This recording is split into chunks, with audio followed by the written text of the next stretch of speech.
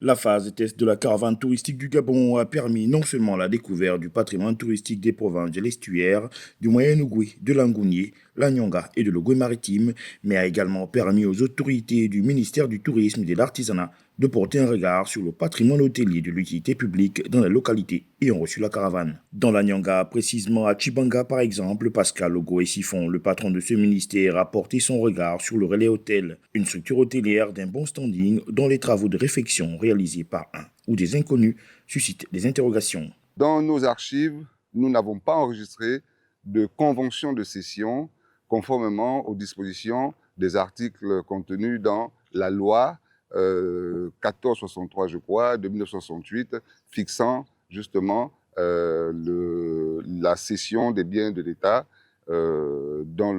relevant du domaine privé. En l'absence de cette convention de cession, ce bien appartient toujours à l'État. Disposant d'une trentaine de chambres et d'une suite présidentielle, l'hôtel est d'un standing avoisinant les 3 étoiles. Pour rénover un tel édifice, il faut de gros moyens financiers et personne, jusqu'à présent, ne s'est manifesté pour en réclamer la paternité. Si quelqu'un se présente, il faut bien que cette personne, physique ou morale, nous donne les raisons pour lesquelles cet hôtel les travaux ont été effectués. Bien entendu, nous allons nous asseoir et puis regarder ce qui a été fait.